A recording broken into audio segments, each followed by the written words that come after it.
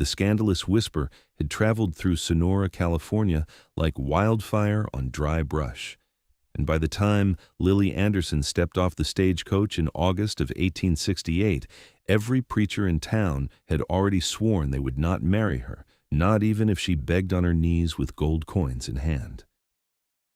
She stood in the dusty street with nothing but a worn carpet bag and the clothes on her back, watching the other passengers disperse into the afternoon heat.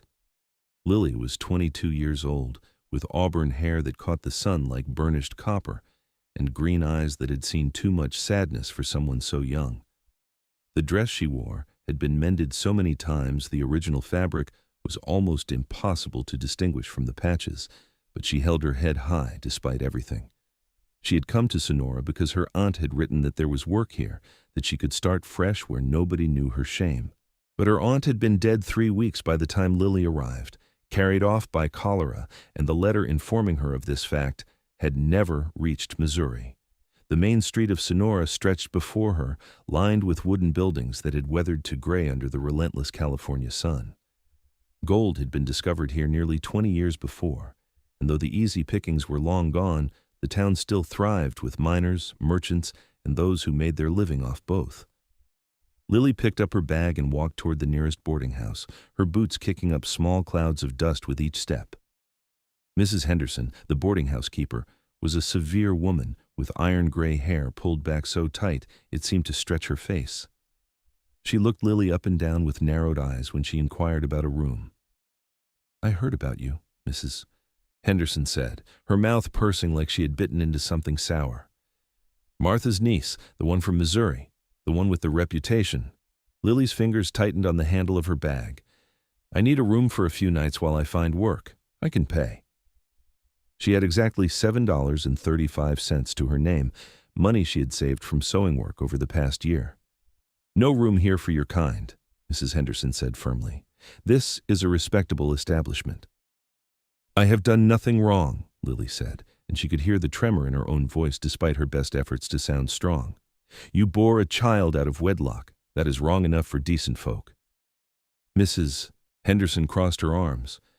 "The preacher at the Methodist Church has already made it clear that you are not welcome in his congregation, and I will not have you under my roof bringing shame upon my house." Lily wanted to explain that she had been married, that Thomas had promised her before God, even if there had been no preacher present, that they had spoken their vows to each other in her mother's parlor, with every intention of making it legal as soon as they could arrange it.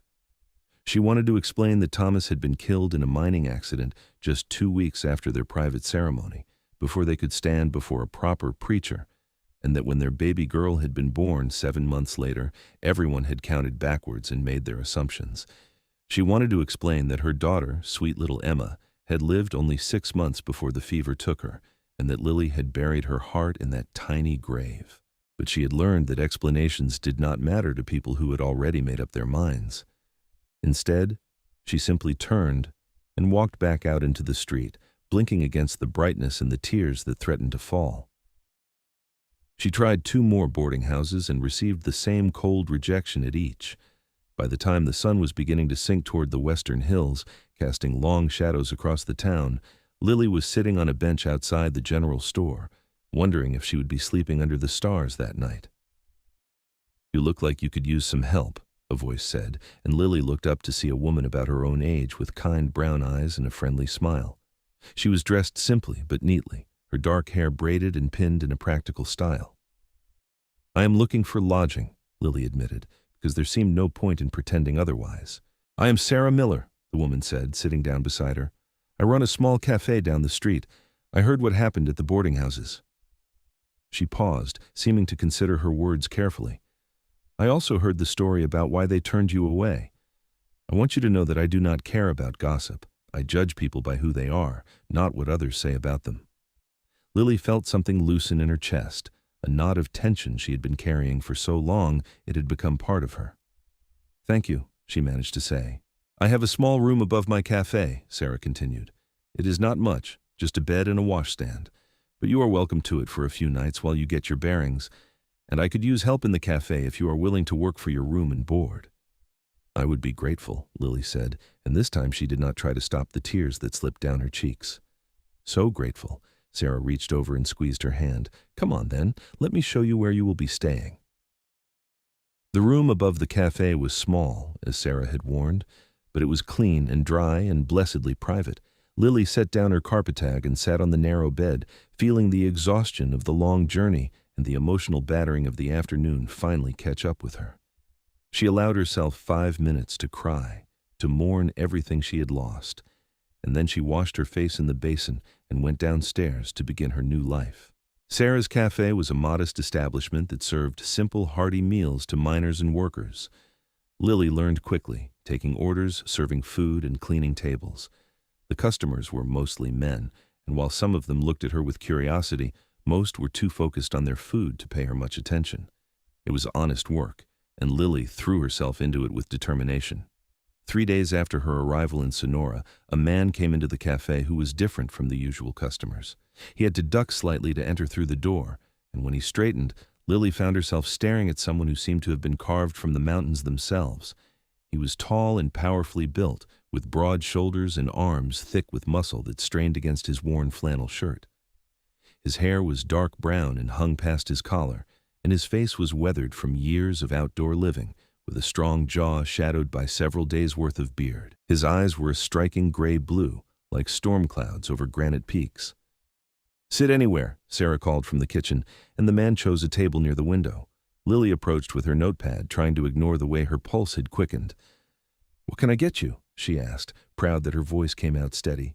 He looked up at her, and she saw something flicker in those gray-blue eyes. Recognition, maybe, though she was certain she had never seen him before.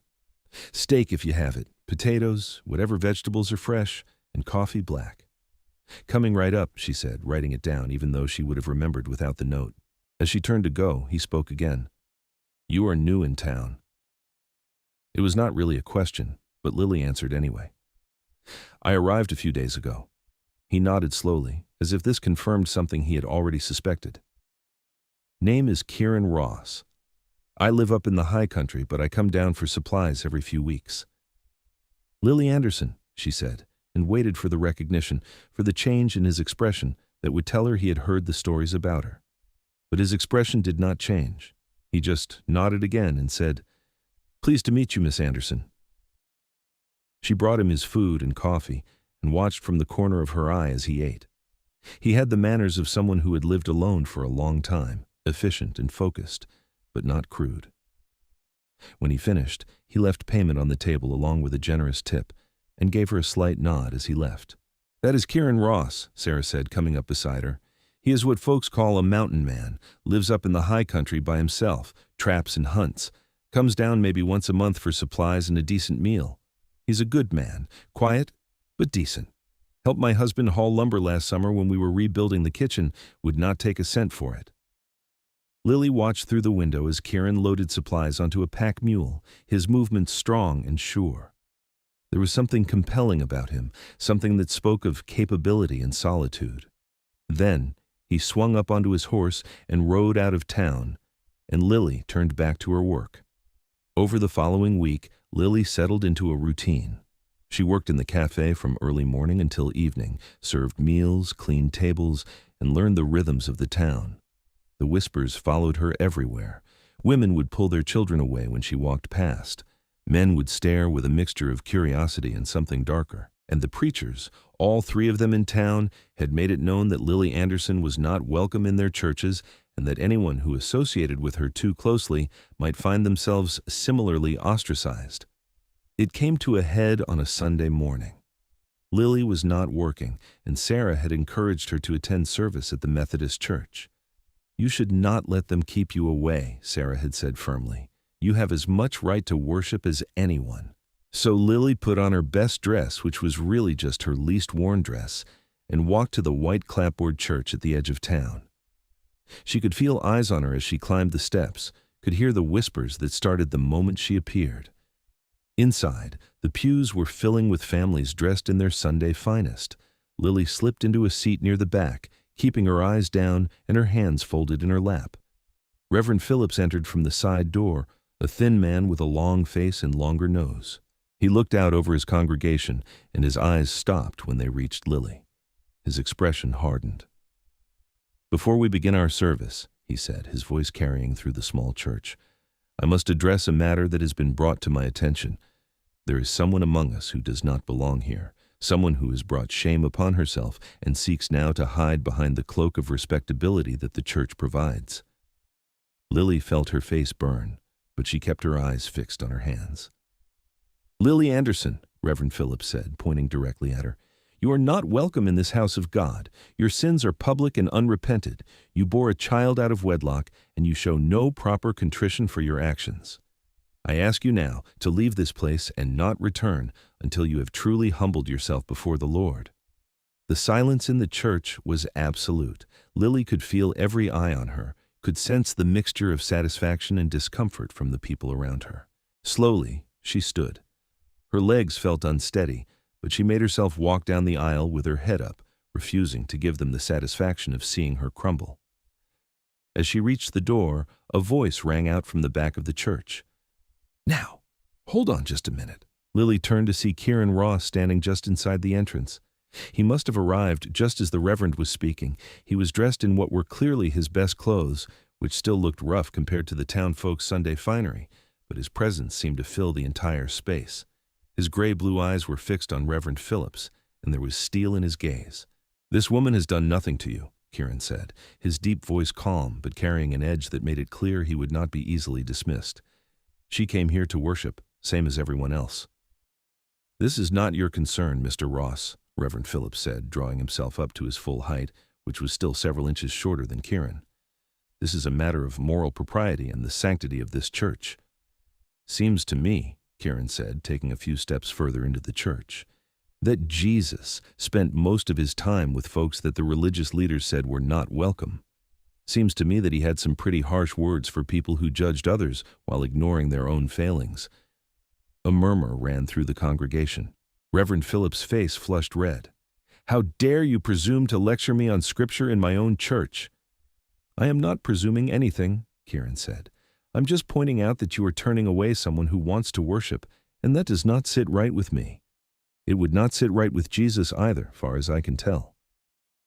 If you continue this disruption, I will have you removed as well," Reverend Phillips threatened. Kieran looked around at the congregation, at the faces of people he had known for years. "Any of you think you are without sin? Any of you want to be the one to throw the first stone?" The reference to Scripture was clear, and several people had the grace to look uncomfortable. Kieran turned back to the Reverend. "I reckon if Miss Anderson is not welcome here, then I am not either. I will take my business elsewhere." He walked over to where Lily stood near the door, her eyes wide with shock. "Come on, Miss Anderson, we can find a better place to spend our Sunday morning." Lily followed him out into the bright sunshine, her heart pounding. They walked in silence for several minutes before she finally found her voice. "You did not have to do that. Now they will turn against you, too." Kieran shrugged his broad shoulders. "I do not come to town often enough to care much what they think of me. Besides, I meant what I said in there. The way they are treating you is not right." "You do not even know me," Lily said, stopping in the middle of the street to look up at him. "You do not know what I did or did not do."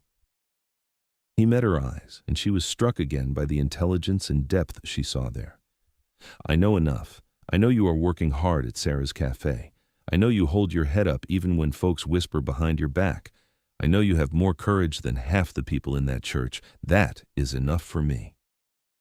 Lily felt something shift inside her, like a door she had thought sealed shut forever was beginning to open just a crack. "Thank you," she said softly. "You are welcome," Kieran replied. He glanced up at the sky, gauging the time by the position of the sun. "I was planning to head back up to the mountains today, but I've got a few hours before I need to leave. Would you like to take a walk? There is a pretty spot by the creek just outside town." She should have said no. She barely knew this man, and getting involved with anyone, especially now when her reputation was already in tatters, would be foolish. But she found herself nodding. "I would like that." They walked through town and out along a dusty path that followed Sonora Creek. The August heat was tempered by the shade of oak and pine trees that grew along the water's edge. Kieran led her to a spot where the creek widened into a clear pool, the water burbling over smooth stones. "I come here sometimes when I'm in town," he said, settling onto a flat rock near the water's edge. "It reminds me of home." "Where is home?" Lily asked, sitting beside him with a careful distance between them. "Up in the high country," he said, gesturing vaguely toward the mountains that rose to the east. "I've got a cabin about a day's ride from here, up where the air is thin and the winters are hard. I've been living there for 8 years now." "That must be lonely," Lily said, watching the way the sunlight danced on the water. "Sometimes," he admitted. "But it suits me. I grew up in a big family, 6 brothers and 2 sisters. Always noise, always people wanting something. When I came west after the war, I found I preferred the quiet. The mountains do not judge. They do not lie. They just are." "The war," Lily repeated softly. "You fought?" He nodded. 3 years. Saw things no man should see, did things I am not proud of. When it ended, I could not go back to how things were before. So I came out here and built a life where I could make sense of the world again." Lily understood that better than he might have guessed. "I know what it is like to need to start over, to want a place where the past does not define you." Kieran turned to look at her, and his gaze was searching but not invasive. "Sarah told me a bit of your story. She thought I should know since I was asking about you. I hope you do not mind." "What did she tell you?" Lily asked, bracing herself. "That you lost your husband in a mining accident before you could make it official with a preacher. That you had a baby who did not survive. The people back in Missouri judged you for it, and now people here are doing the same." He paused. "That about right?" "That is the simple version," Lily said. "The truth is more complicated, but yes, that is the heart of it. Thomas and I spoke vows to each other. We meant them. But without a preacher, without witnesses that mattered, it did not count in the eyes of the law or the church, and when Emma came and then died, it just confirmed what everyone already believed about me." "I am sorry," Kieran said, and the simple sincerity in his voice made Lily's throat tighten. "For your losses, for the way people have treated you. You deserve better." They sat in companionable silence for a while, listening to the creek and the birds in the trees. Finally, Kieran spoke again. "I should ask you something, and I want you to know you can say no without any hard feelings." Lily looked at him, curious and a bit wary. "Would you like to write to me?" he asked. "I mean, I will be up in the mountains most of the time, but I come down every few weeks. We could leave letters for each other at the general store. I would like to get to know you better if you were willing." It was such an old-fashioned, proper way to court someone, if that was what he was proposing. Lily felt a flutter of hope mixed with fear. "Why?" she asked. "Why would you want to get to know me? You could have any woman in this territory, someone without a past, without all the complications I bring." Kieran was quiet for a moment, and when he spoke, his words were careful and honest. "Because when I look at you, I see someone who has survived things that would have broken a weaker person.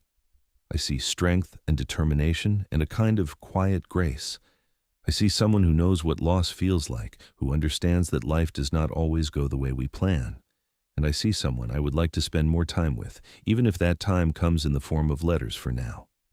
Lily felt tears prick her eyes, but this time they were not tears of sadness. "Yes," she said, "I would like to write to you." The smile that spread across Kieran's rugged face was like the sun breaking through clouds. "Good," he said simply. They talked for another hour, sharing stories of their childhoods, their families, their hopes for the future. Lily learned that Kieran was 28 years old, that he had learned to hunt and trap from his grandfather, that he read voraciously whenever he could get his hands on books. Kieran learned that Lily loved to sew and had once dreamed of becoming a seamstress with her own shop, that she missed her mother who had died when she was 17, that she had a beautiful singing voice she rarely used anymore. When Kieran finally said he needed to head back to gather his supplies and start the journey home, Lily felt a pang of disappointment. But he promised to return in 3 weeks, and she promised to have a letter waiting for him at the general store.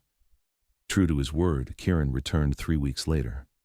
Lily's letter, which she had labored over for hours, trying to strike the right balance between friendly and interested, was waiting at the general store.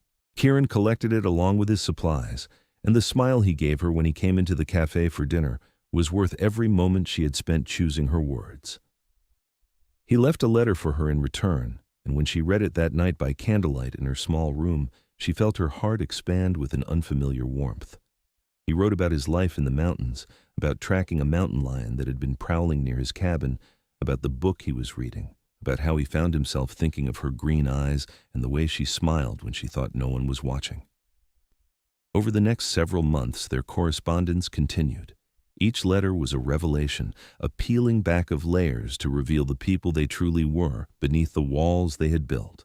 Lily wrote about her fears and her dreams, about the grief that still caught her by surprise sometimes, about how she was slowly beginning to feel at home in Sonora, despite the cold shoulders she received from much of the town.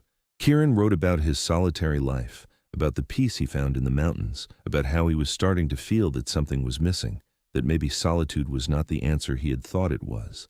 Winter came to the Sierra Nevada, and Kieran's visits became less frequent. The passes were treacherous with snow, and there were stretches of 6 or 7 weeks when Lily did not see him. But the letters continued, and she found herself reading and rereading them, memorizing the slant of his handwriting, the way he phrased things, the depth of thought behind his words.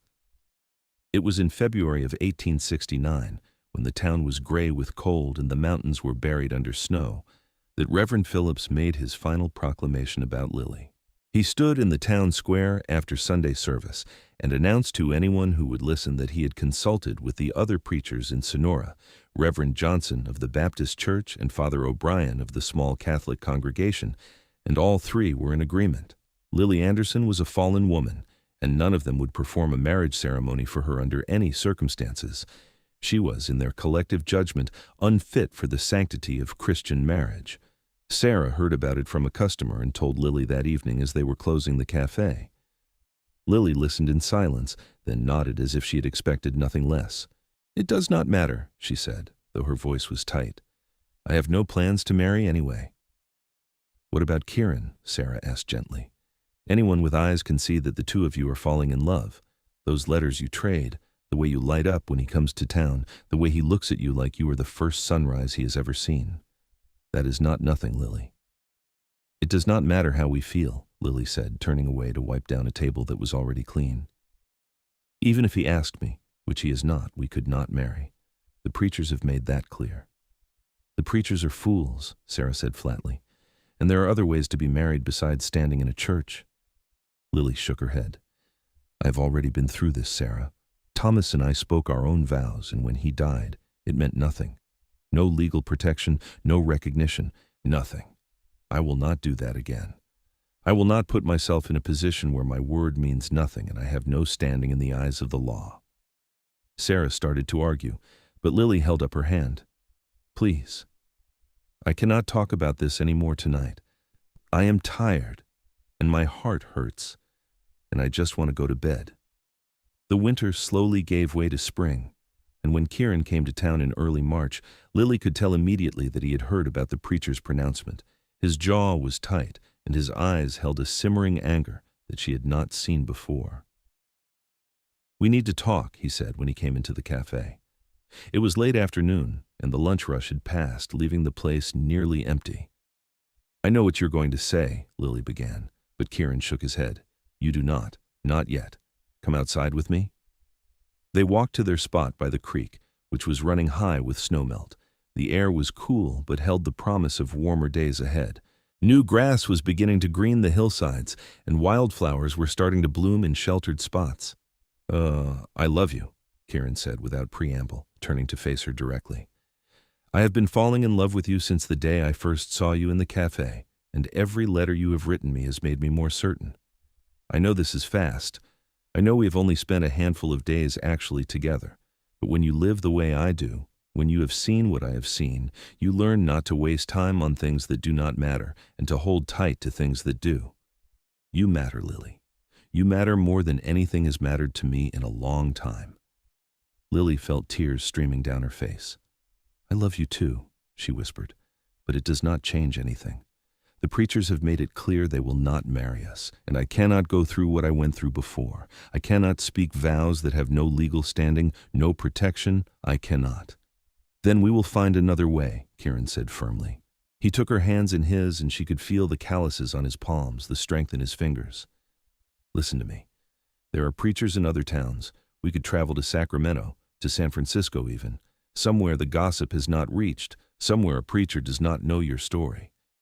And lie, Lily asked. Pretend to be something I am not? That seems like a poor way to start a marriage, Kieran. He frowned, clearly frustrated but trying to remain patient. Then we tell the truth and find a preacher who has more compassion than the ones in this town. And if we cannot find one? Lily challenged. If the story follows us, if every preacher refuses, what then? Kieran was quiet for a long moment, his gaze turning toward the mountains that rose in the distance. When he spoke again, his voice was thoughtful. My grandfather told me once that marriage is not about the preacher or the church building. It is about two people making a promise before God and meaning it. He said God is everywhere, in every mountain and valley, every river and tree. He said some of the most holy places he ever stood were not churches at all, but wild places where he could feel the Creator close by. Lily listened, her heart beginning to beat faster. What if we married under God's open sky? Kieran continued, turning back to her. Up in the mountains where the world feels clean and new. We would speak our vows before God and any witnesses we choose to bring. It would not be traditional, but it would be real. And then when we come back down, we could file the papers at the courthouse, make it legal that way. We do not need a preacher's blessing if we have God's, and we do not need a church building if all of creation is our cathedral.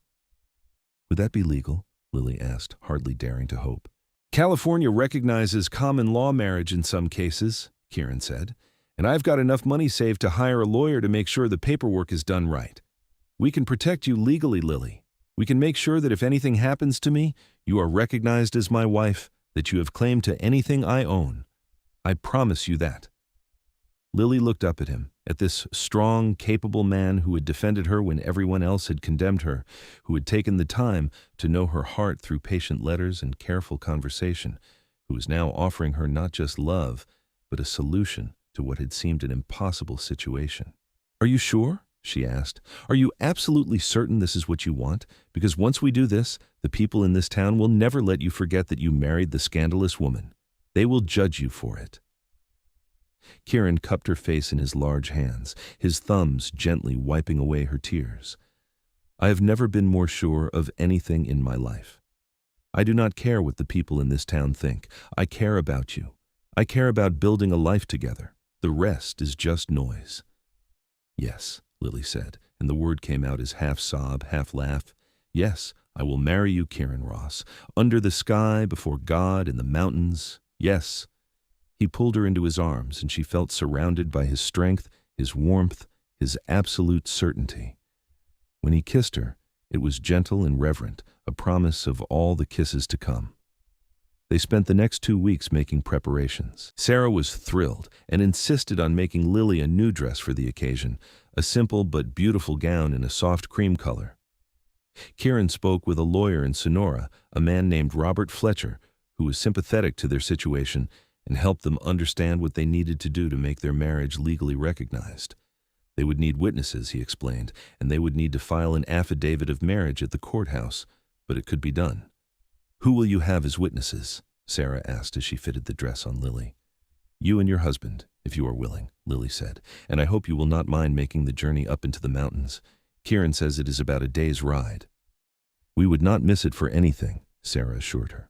James has been wanting to see Kieran's place anyway. He says any man who can survive winters up there alone must have quite a setup. But finding a fourth witness proved more difficult. They needed at least 2 people who were not related to either bride or groom, and most people in Sonora wanted nothing to do with Lily's wedding. It was Robert Fletcher, the lawyer, who finally offered to serve as the 4th witness. I admire what you are doing, he told them when they met with him to finalize the paperwork. Standing up for your right to marry despite the prejudice you have faced. It takes courage. I would be honored to witness your union. They set the date for the first Saturday in April, when the mountain passes would be clear, but the weather would still be cool enough for comfortable travel. Kieran came down from his cabin a week early to help make arrangements and to spend time with Lily before the wedding. The gossip in town reached a fever pitch. Reverend Phillips preached a sermon about the dangers of false marriages and the sin of taking sacred vows without proper sanctification. Women whispered behind their hands about the scandal of it all. Men made crude jokes about what would happen on the wedding night. But Lily found that she did not care as much as she once would have. She had Kieran beside her, solid and unwavering. She had Sarah's friendship, and she had the certainty that what they were doing was right, regardless of what anyone else thought. The night before the wedding, Lily barely slept. She lay in her small room above the cafe, watching moonlight creep across the floor, and thought about all the paths that had led her to this moment. The loss of Thomas, the death of baby Emma, the long journey west, the rejection she had faced in Sonora, all of it had been preparing her for this. For Kieran. For a love that was strong enough to weather judgment and brave enough to forge its own path. They set out at dawn, a small party of 5 on horseback with pack mules carrying supplies. Kieran led the way, with Lily riding beside him on a gentle mare he had borrowed from a rancher outside of town. Sarah and James Miller followed, with Robert Fletcher bringing up the rear. The trail led up into the foothills and then into the mountains proper, winding through forests of pine and oak, crossing clear streams, climbing steadily higher. Lily had never been in such wild country before. Missouri had its share of woods and hills, but nothing like this. The mountains here were ancient and massive, their peaks still crowned with snow despite the advancing spring. The air grew thinner and cooler as they climbed, and she could hear the calls of birds she could not name, see tracks of animals she had only read about in books. Kieran rode with easy confidence, clearly at home in this rugged terrain. He pointed out landmarks, told her the names of the plants and trees they passed, showed her where a bear had marked a tree with its claws. His knowledge of this place was complete and intimate, and Lily realized this was where he was most truly himself, not the quiet stranger who came to town for supplies, but a man who belonged to these mountains as surely as they belonged to him. They stopped to rest and eat lunch beside a waterfall that tumbled down a granite cliff in a veil of white spray. The sound was tremendous, and the mist created tiny rainbows in the sunlight. "It is beautiful," Lily said, sitting on a rock with her bread and cheese. "Wait until you see the view from the cabin," Kieran said, his eyes warm as he looked at her. "You can see for miles. On a clear day, you can see all the way back to the valley." They reached the cabin in late afternoon. It was larger than Lily had expected, built of solid logs with a stone chimney and real glass windows that must have been hauled up the mountain at great expense and effort. The cabin sat in a clearing surrounded by towering pines, with a view that opened up to the west, overlooking valley after valley of forested mountains fading into blue distance. "You built this yourself?" James Miller asked, impressed. "Mostly," Kieran said. "Had some help with the heavy logs, but yeah, most of it was just me over the course of 2 summers." Inside, the cabin was surprisingly comfortable. There was a large main room with a stone fireplace, a kitchen area with a good stove, and 2 smaller rooms that served as bedroom and storage. Furs and blankets covered the bed and the chairs, and shelves lined the walls filled with books and supplies. It was the home of someone who valued both practicality and comfort, who had learned to live well in a challenging environment. They spent the evening preparing for the next day. Sarah helped Lily with her hair, braiding it with wildflowers they had gathered along the trail. Kieran and James made sure all the supplies were in order. Robert Fletcher looked over the documents one more time, ensuring everything was legally correct. That night, Lily slept in the bedroom while Kieran and the men made beds by the fire. She lay under heavy furs, listening to the unfamiliar sounds of the mountain night, and felt a peace settle over her that she had not known in years. Tomorrow she would marry Kieran, and whatever challenges lay ahead, they would face them together. Morning broke clear and bright, the sky a deep, endless blue. They dressed carefully, and when Lily emerged in her new cream-colored dress with wildflowers in her hair, the look on Kieran's face made her feel more beautiful than she ever had before. He wore his best clothes, his hair combed back, his beard neatly trimmed. He looked both rugged and handsome, and Lily felt her heart swell with love for him. They walked to a spot Kieran had chosen, a natural clearing on a cliff edge with an unobstructed view of the mountains and sky. Wildflowers carpeted the ground, and a gentle breeze carried the scent of pine and fresh snow. It was, Lily thought, the most perfect place she could imagine for a wedding. They stood facing each other, holding hands, with Sarah, James, and Robert forming a semicircle around them. There was no preacher, no formal ceremony to follow, so Kieran and Lily had written their own vows the night before, sitting together by firelight. Kieran spoke first, his deep voice steady and sure. "Lily, I stand before you today under God's open sky to make a promise. I promise to love you with all that I am and all that I have. I promise to protect you and provide for you, to be your partner in all things, to honor your strength and cherish your heart. I promise to stand beside you in times of joy, in times of sorrow, in times of plenty and times of want. I promise to be faithful to you all the days of my life. Before God and these witnesses, I take you as my wife. Lily's voice trembled slightly as she began, but grew stronger as she spoke. Kieran, I stand before you today in this beautiful place to make a promise. I promise to love you with all the courage and strength I possess. I promise to be your partner and your companion, to share your burdens and your joys. I promise to build a home with you, wherever that may be, and to fill it with laughter and love. I promise to stand beside you through whatever challenges life brings, to be faithful to you and true to the vows I make today. Before God and these witnesses, I take you as my husband. They had no rings, but Kieran had fashioned 2 bands from silver wire, and they exchanged them now, slipping them onto each other's fingers with hands that shook slightly from emotion. By the authority vested in you by your own free will, and before God who sees all things, Robert Fletcher said, his voice formal but warm, I declare that you are husband and wife. What you have joined here today, let no man tear asunder. Kieran pulled Lily into his arms and kissed her, and the small group of witnesses cheered. Birds sang in the trees around them, and the wind whispered through the pines, and Lily felt as though all of creation was blessing their union. They spent the rest of the day in celebration. Sarah had brought a small cake that had miraculously survived the journey, and they had a feast of roasted venison, fresh bread, vegetables from the root cellar, and wine that James had packed in carefully. They told stories and laughed, and as evening fell, Sarah and James and Robert retired to leave the newlyweds alone. Kieran added wood to the fire until it blazed bright and warm. He took Lily's hand and led her to the bedroom, and there, with tenderness and patience, they came together as husband and wife. It was nothing like Lily's first experience with Thomas, which had been fumbling and quick, 2 young people driven by passion but lacking in knowledge. Kieran was gentle and attentive, taking his time, making sure she was comfortable and willing at every step. When they finally joined, Lily felt a completeness she had not known was possible, a sense of belonging not just to Kieran but to this place, this moment, this new life they were building together. Afterward, they lay tangled together under the firs, listening to the fire crackle and pop. Kieran stroked her hair, and Lily traced the scars on his chest, marks from the war and from years of hard living in the mountains. What are you thinking? Kieran asked softly. That I'm happy, Lily said simply. That for the first time in years, I feel like I am exactly where I'm supposed to be. You are, Kieran said, kissing her forehead. You are home now, Lily. This is your home, and I am your family, and nothing and no one can change that. They stayed in the mountains for 3 more days, a honeymoon in the wilderness.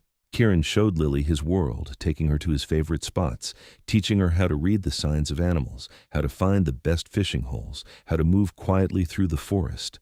Lily soaked it all in, learning not just about the land, but about the man she had married. She saw his competence and confidence in this environment, the way he belonged here.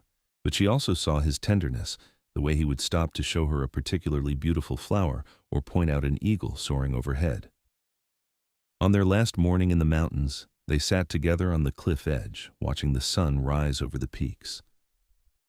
I have been thinking, Kieran said, about what comes next. What do you mean? Lily asked, leaning against his solid shoulder. I love this place, he said, but I love you more. And I know you have built a life in Sonora, with your job at the cafe and Sarah's friendship. I do not want to take you away from that if you are not ready. So I have been thinking, maybe I could spend more time in town. Maybe I could find work there, something that would let me come up here when I need to, but keep me close to you most of the time. Lily turned to look at him, surprised and touched. You would do that? Give up your solitary life in the mountains for me? It is not giving up, Kieran said. It is choosing something better. I've been alone long enough, Lily. I'm ready to be part of a community again, part of a life that includes you at the center of it. I think, Lily said slowly, that maybe we could find a middle way. I could learn to live here, in the mountains. Maybe not all the time, especially not during the worst of winter. But I could learn. And maybe you could still take jobs in town when they need to be done. We could make it work, Kieran. Together. He smiled, and it was like the sun coming out. Together, he agreed. When they returned to Sonora, they went directly to the courthouse with their witnesses and filed the necessary paperwork to make their marriage legal in the eyes of the state. The clerk who processed the documents raised his eyebrows when he saw Lily's name, clearly recognizing it from the gossip, but Robert Fletcher's presence and professional handling of the documents made it clear this was a legitimate marriage, regardless of how it had been performed. The news spread through Sonora like wildfire, as they had known it would. Reverend Phillips was reportedly furious, delivering a blistering sermon about the mockery of holy matrimony. But there was nothing he or the other preachers could do. Lily and Kieran were legally married. The paperwork was filed and recorded, and their union had been witnessed by respectable citizens, including a lawyer. Not everyone was hostile. Some people, like Sarah and her husband, were genuinely happy for them. Others were simply indifferent, more concerned with their own lives than with passing judgment on others. And a few, mostly women who had themselves felt the sting of society's harsh judgments, approached Lily quietly to tell her they admired her courage.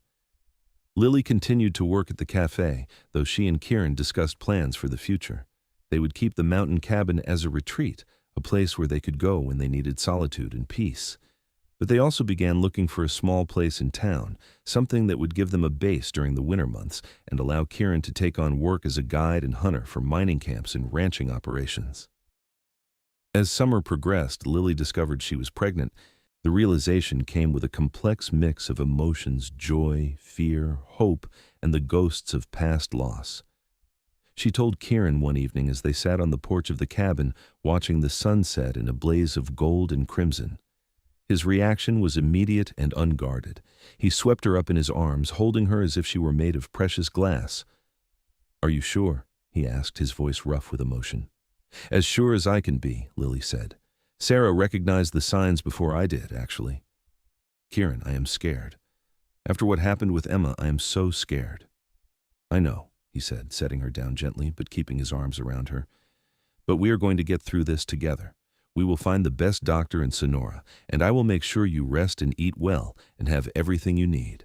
And we will pray, Lily. We will pray for this baby and for you, and we will trust that God has brought us this far for a reason." They did find a doctor, an older man named Dr. Harrison, who had delivered half the babies in Sonora and had a reputation for competence and kindness.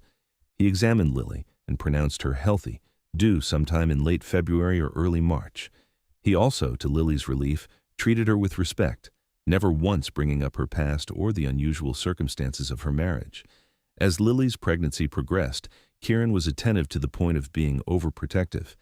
He did not want her lifting anything heavy, insisted she rest frequently, and worried constantly that she was overdoing it at the cafe. Sarah finally had to sit him down and explain that Lily was pregnant, not made of porcelain, and that keeping her busy and active was actually healthier than treating her like an invalid. But Lily did not mind his protectiveness. After feeling alone and judged for so long, it was healing to have someone care for her so deeply, to have someone who was committed to her well-being and their future together. Winter came early that year, and by November, the mountain passes were already filling with snow. Kieran brought Lily down to Sonora to stay, having rented a small house on the edge of town. It was modest but comfortable, with 2 rooms and a small kitchen. Kieran found work easily, his reputation as a skilled hunter and guide, bringing in steady income. They settled into a rhythm of domestic life, cooking meals together, reading by the fire in the evenings, preparing for the baby that would arrive in a few months. Christmas that year was the happiest Lily could remember in a long time. She and Kieran spent it quietly in their small house, exchanging simple gifts and making plans for the future. Kieran had carved a cradle from pine, his large, capable hands creating something beautiful and delicate. Lily had sewn tiny gowns and blankets, each stitch a prayer for the child she carried. As January gave way to February, Lily grew larger and more uncomfortable. Dr. Harrison examined her regularly and assured them everything was progressing normally. Sarah visited often, bringing food and company, helping Lily through the anxious waiting.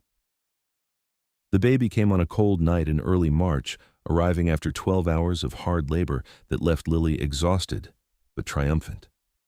Kieran stayed by her side the entire time, holding her hand, wiping her brow, murmuring encouragement when she thought she could not endure another moment. Dr. Harrison and Sarah worked together, calm and efficient, and when the baby finally emerged, crying lustily, the sound was the most beautiful thing Lily had ever heard. "It is a boy," Dr. Harrison announced, placing the squirming red-faced infant on Lily's chest. "A big, healthy boy." Lily looked down at her son, at his tiny fists and screwed-up face, and felt a love so fierce it took her breath away. Kieran, his eyes wet with tears, reached out to touch his son's head with one gentle finger. He is perfect," Kieran whispered. "Lily, you did so well. He is absolutely perfect." They named him Thomas Kieran Ross, honoring both his father and Lily's first love. Little Thomas, as they called him, was indeed healthy and strong, with his father's dark hair and his mother's green eyes. He nursed well and slept in fits and starts, and though the sleepless nights were challenging, Lily felt nothing but gratitude for every moment, even the difficult ones. Reverend Phillips, when he heard about the birth, made some comment about the legitimacy of the child, but no one paid him much attention anymore. Lily and Kieran were legally married. Their son was legitimate in the eyes of the law, and that was all that mattered. The gossip that had once felt like a weight around Lily's neck had faded to background noise she barely noticed. Spring arrived, melting the snow and greening the hills. When Thomas was 6 weeks old, Kieran bundled his little family into a wagon and took them up to the mountain cabin. It was a slower journey with the baby, but they made it in 2 days, camping one night under the stars with Thomas sleeping between them, wrapped snugly against the cool night air. The cabin felt different to Lily now. Where before it had been Kieran's solitary refuge, it was now their family home, at least for part of the year. She set about making it more comfortable, adding curtains to the windows, bringing up supplies that would make life easier with a baby. Kieran built a larger bed and added shelves for Thomas's things.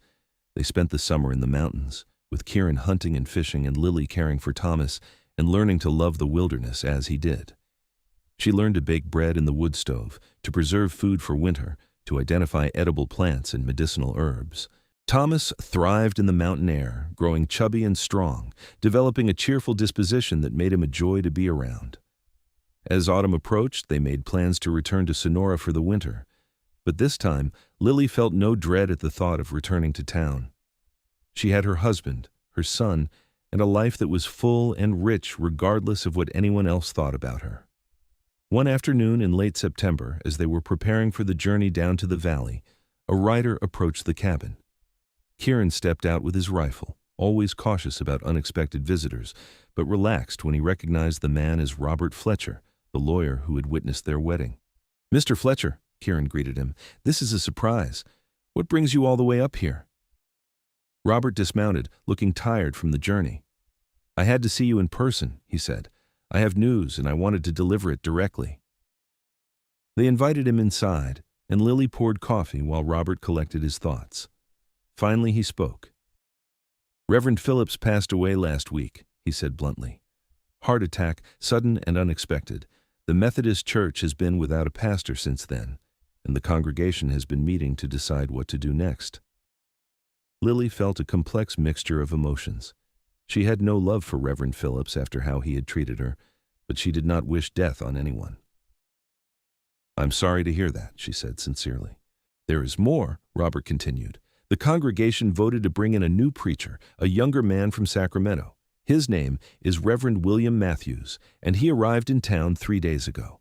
He has a very different philosophy from Phillips. He believes the church should be a place of grace and inclusion, not judgment and exclusion."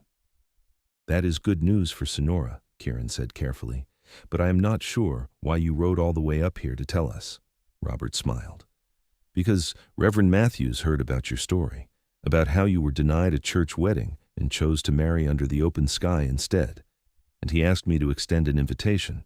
If you are willing, if you would like it, he would be honored to perform a blessing ceremony for your marriage, not a wedding, since you are already married, but a blessing, a recognition by the church that your union is valid and holy. Lily and Kieran looked at each other. For a long moment, neither spoke. Finally, Lily said, "Do we need that? We have already made our promises before God. We have a legal marriage. We have a son. Do we need the church's approval?" "Need it? No," Kieran said slowly. "But would it mean something to you? To have that blessing, to know that you are welcome in a church again?" Lily thought about it. She thought about the girl she had been, the one who had loved to sing hymns in church, who had found comfort in the rituals and community of faith. She thought about how much it had hurt to be cast out, to be told she was not worthy of God's house, and she realized that yes, it would mean something, not because she doubted the validity of her marriage to Kieran, but because it would be a kind of healing, a closing of a wound that had been open for too long. "Yes," she said softly, "I think I would like that." They returned to Sonora a week later, and the following Sunday they attended service at the Methodist Church. Reverend Matthews was young, perhaps 30 years old, with kind eyes and an earnest manner. His sermon was about grace and forgiveness, about how God's love extended to all people, not just those who appeared righteous on the outside.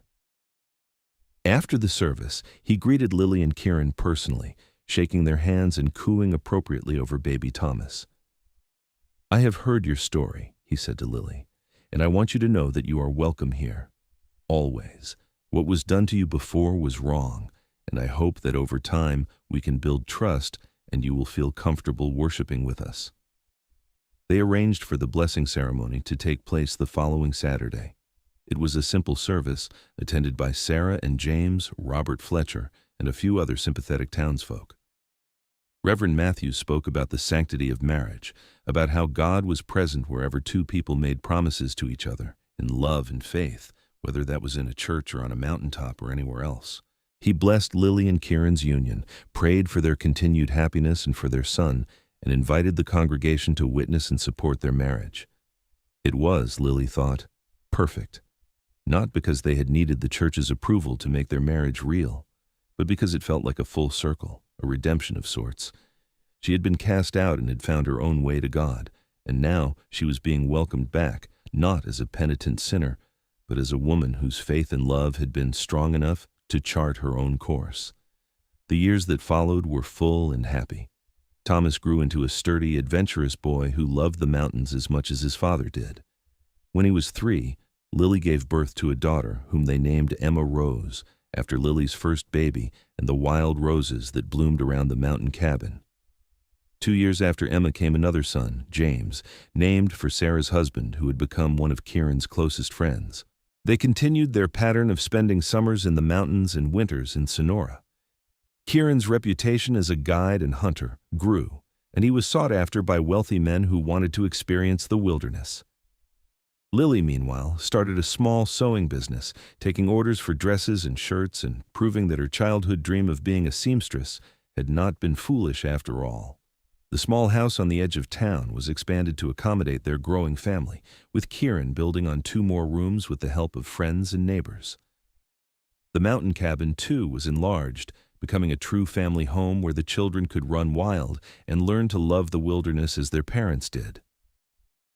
Lily never forgot what she had endured, the judgment and rejection, but over time it became just one part of her story, not the defining feature. She was Kieran's wife, Thomas and Emma and James's mother, a businesswoman, a friend, a member of the community. The scandal that had once defined her faded into history, and new stories took its place. Reverend Matthews became a dear friend to both Lily and Kieran.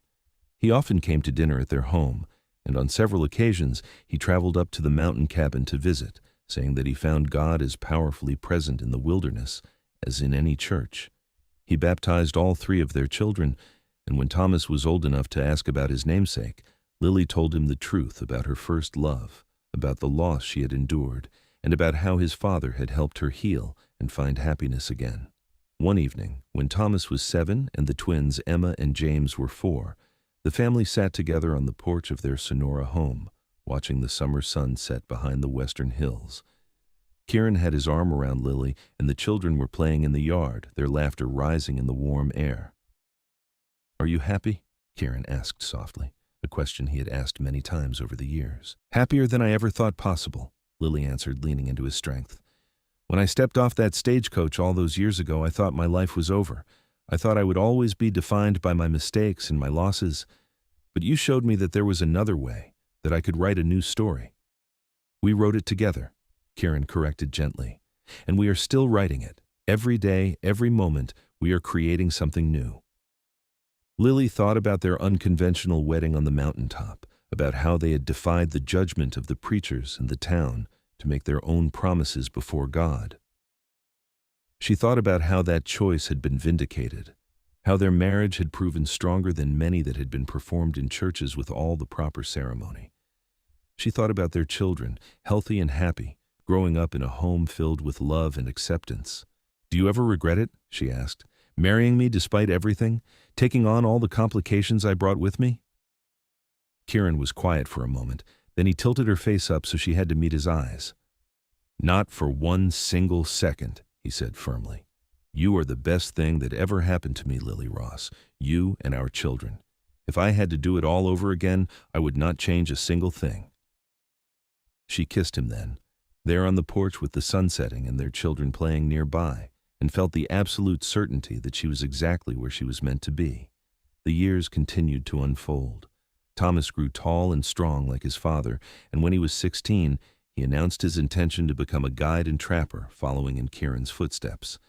Emma proved to have her mother's gift for needlework and design, and by the time she was 14, she was taking commissions for wedding dresses and formal wear. James, the youngest, surprised everyone by developing a passion for books and learning, and Lily and Kieran saved carefully to send him to school in Sacramento when the time came. Kieran aged gracefully, his dark hair turning silver at the temples, but his strength remaining. He still climbed into the mountains each summer, though now he often took Thomas with him, teaching his son everything he knew about surviving and thriving in the wilderness. Lily's auburn hair gradually threaded with white, but her green eyes remained as bright and lively as ever, and her laugh still had the power to make Kieran smile no matter how difficult the day had been.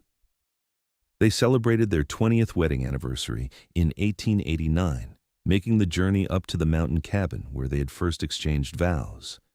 Their children were grown now, Thomas 20 years old and already establishing his own reputation as a guide, Emma and James 17, and embarking on their own paths in life. But the five of them made the trip together, wanting to honor the place where it had all begun.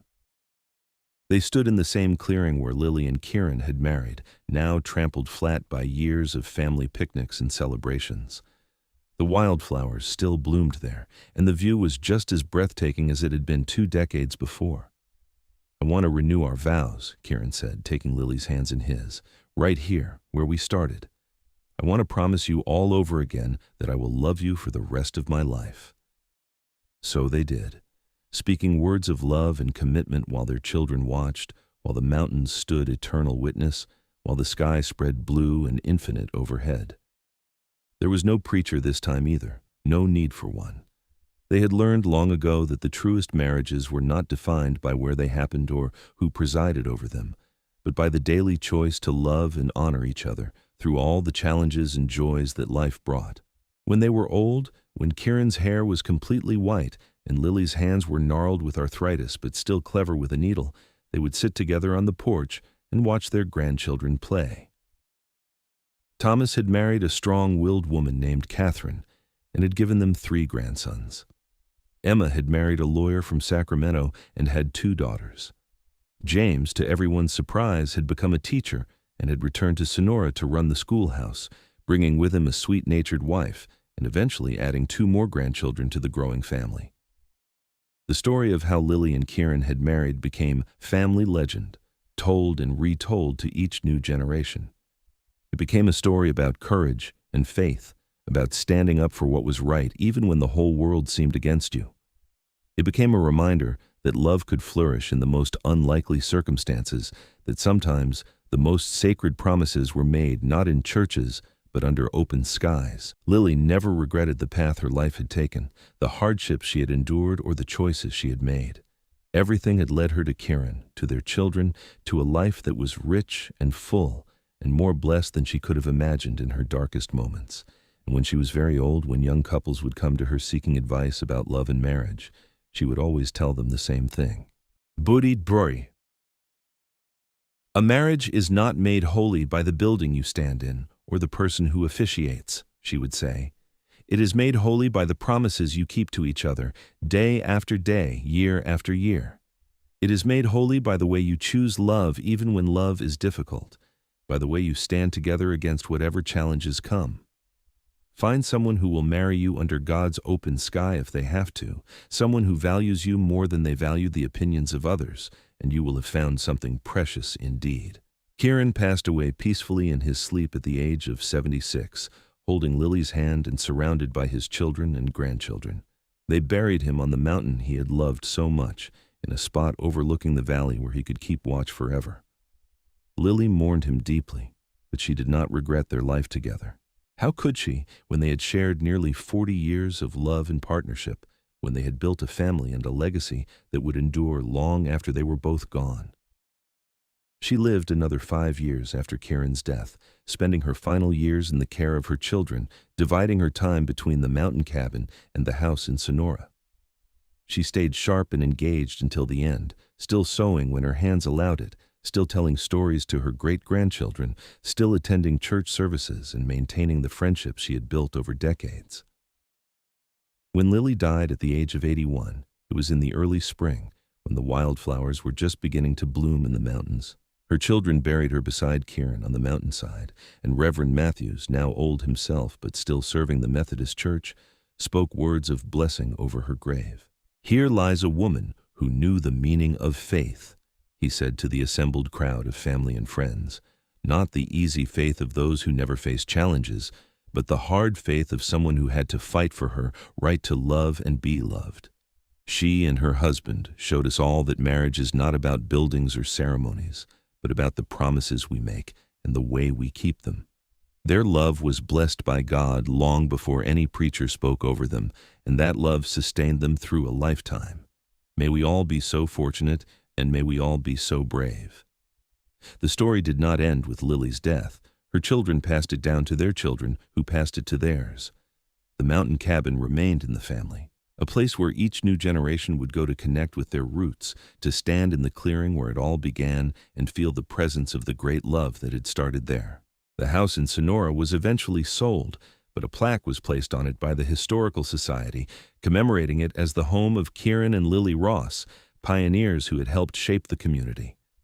And in the Methodist Church, there hung a small painting that Emma had commissioned years before, showing a couple standing on a mountainside, exchanging vows under a wide blue sky.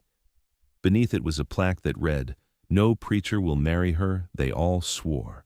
So the mountain man married her under God's open sky instead. May we all have the courage to love as boldly." The generations that followed would look at that painting and hear the story, and they would understand something important about faith and love and the courage it takes to chart your own course.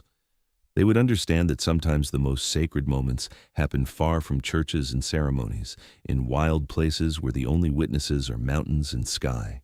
They would understand that true marriage is not about meeting society's expectations, but about making promises you intend to keep, about choosing each other every single day, about building a life together on a foundation of mutual respect and unwavering commitment.